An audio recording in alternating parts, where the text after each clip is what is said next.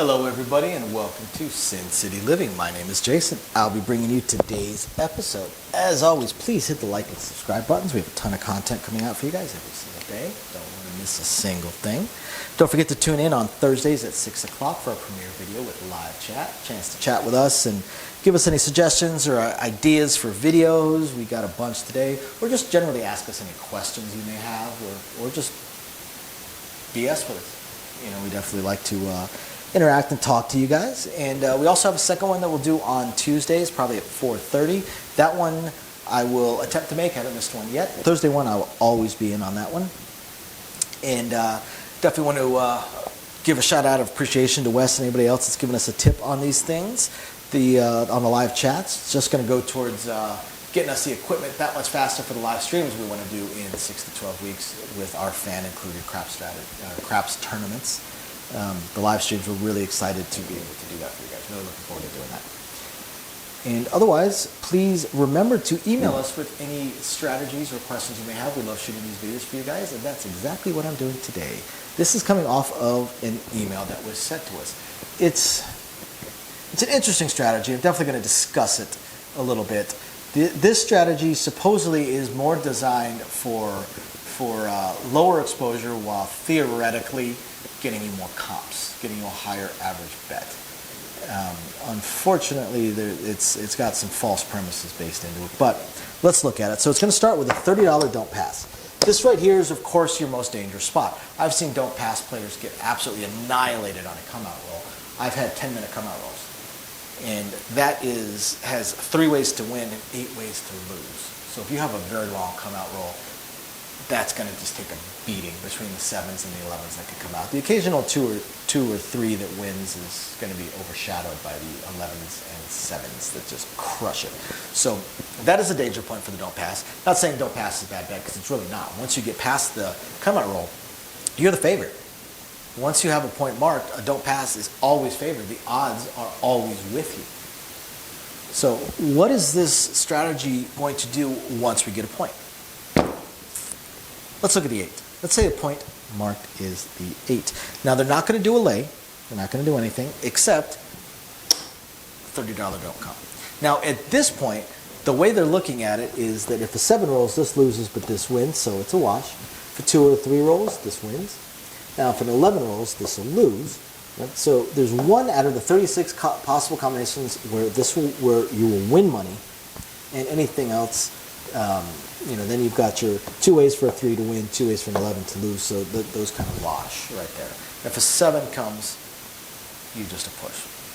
So again, what they're really hoping to do is what they don't want is a winner. A winner, they lose their 30, and this 30 travels in. So we're going to look at a different number. Let's say the 6 rolls. So if the 6 rolls, they now have $60 in play, but this is not at risk to one roll. One roll will not cause both of these to lose. So, but what they're going to do now is they're going to place for $30. Now, the reasoning on this is that what they're really hoping to do is they're really hoping that the number does roll. They'll lose 30, but they'll win 35, so they make a $5 profit. If a 7 comes, this loses, this wins, it's a wash. Break even, no harm, no foul. That'll still win. And they're going to do another don't come. Once again, they're really hoping they don't get a winner. Let's say it travels to the 4. If it travels to the 4, they're once again going to place it for 30. And now they're going to look at the point, and they're going to place that as well. Place this as well. So this is what they're looking for. What they're looking for is they're actually looking for repeaters. They're looking for, say, a 4 to roll because it'll lose 30, but this will win 58. The vig is going to be $2 almost every single casino. So they're going to lose 30 but win 58. So they're going to win 28 bucks. They'll win 28 bucks here. Here they will win 5 bucks. Here they will win 5 bucks. If a 7 comes, they win nothing. But they lose nothing either. It's just a wash. Now, the first thing about this is the false premise. The idea behind this is that now they're a $30 player. They think they're being rated as a $30 player. In reality, at this particular setup, they're probably not being rated at all. If the system requires a minimum bet to be put in, it's probably going to be a buck. If If it requires a minimum of $5, then they're going to be rated as a $5 player. But there's a good chance they're going to be rated as a dollar player right now under this particular scenario. Now, if they don't have this placed yet, now they are a $30 player because they do have $30 at risk and have had $30 at risk. But the thing is, we update, your rating is updated as you go. As you go and as your bets change, your rating gets updated. Some players start out as a $10 player, next thing you know they're a $30 player, and throw a hot roll, next thing you know they're a $150 player or a $300 player. I've had a $10 player end up with I don't know, 660 inside or something, or 640 across, or 540 across, and suddenly they're a $500 average bet player. So we update it as we go. But once we hit this point right here, like these bets right here, we wouldn't update anything. You're still just rated off that bet right there because these are a wash. So once you place this, it's a wash. You really don't have anything at risk.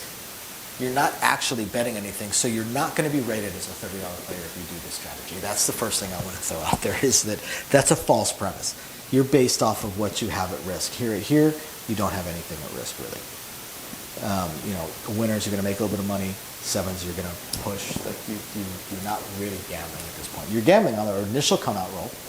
That's the primary weakness. And the fact that you're not going to be placing it, you're not going to place the point until you have your two BCs traveled. That's where you're most gambling. Now, so it sounds like this is a fantastic strategy because you're only going to push stuff like that. That's not true. Winner, you've got your come-out roll, which is going to crush you, and your winning numbers, repeaters, are going to hurt this roll. And the problem is, again, you're looking to win $5 on any of these. You're looking to win $28 here, or push. Most likely you're going to push. And so a $5 profit, all it takes is a couple winner sevens on the come-out roll, and you're down $60. And it takes 12 $5 hits just to win your $60 back. Before you've placed this, if you get a winner, you lose another $30, and you're behind the point, and then you try to place that. This is literally the ultimate grind with no win point. This really does not have a win point. This is a slow grind. This is a slow death grind is what this one is. This really doesn't have any particular win point. You're going to make a little bit. You're going to grind out a little bit on winners. That's theoretically what you're hoping for. Is you're hoping for winners so you can make your $5 on these numbers, okay? Or your $12 on the 5 and 9, or your $28 on the 4 and 10. But again, you take hard losses on the come-out roll. It's the come-out roll and winning points that are going to hit you, and then just one or two winner sevens, and you're so far in the hole that you have to have a lot of repeaters just to break even again. So this kind of strategy, if I were to name this strategy, I would call it circling the drain, because that's pretty much what it is. And then look at this also. You have $180 on the table. You don't have $180 at risk. You have $180 on the table. So you have to have a pretty sizable bankroll just to play this to grind out $5. To grind out $5 or $12 wins, you have to have a pretty solid bankroll, because you really don't want to come into this with $180. Because what if you get two winner sevens? Now you're down to a $60 bankroll before you've even marked a point. Now you really can't do the strategy. So this is the kind of strategy you want to come into with a $500 to $1,000 bankroll, and you're going to try and grind out $5 wins and hope that you don't hit the $30 losses that are most likely going to occur. This does not have big win spots, but it does have big lose spots. That's the problem with this strategy. If it had a big win spot to kind of overcome that, it'd be fantastic, but it doesn't. This does not have a spot where it's trying to win money. It's trying to win big money. But it does have a spot where it's losing big money. A strong come-out roll, a solid 5-10 minute come-out roll, and this gets crushed. A solid roll, a 30-minute roll, and this makes $20. That's assuming that 30-minute roll didn't have a whole bunch of fantastic winner sevens on the come-out. Because again, you're only winning $5 or $12 or $28, and that's not counting down behind winner points and stuff like that. So again, this is a circling the drain, slow grind, slow death grind strategy. Cannot say I like the strategy in any way, shape, or form. The whole premise that it makes you a $30 player, this idea that this strategy is playing for comps without losing money, which again, it's a slow grind, so you definitely could play for a long time on this strategy. But trying to play for comps, well, you're not a $30 player. If you think that this strategy makes you a $30 player, you are unfortunately operating under a false premise. this will not make you a $30 player. This will make you a $1 average bet player. The person buying in for $50 and doing a $10 field bet has a higher average bet than you do, even though you have $180 on the table. So I hope you guys find this interesting, illuminating, enlightening, all the usual stuff. Thank you very much for watching. Thank you very much for submitting this to us. We'll catch you guys next time. Bye now.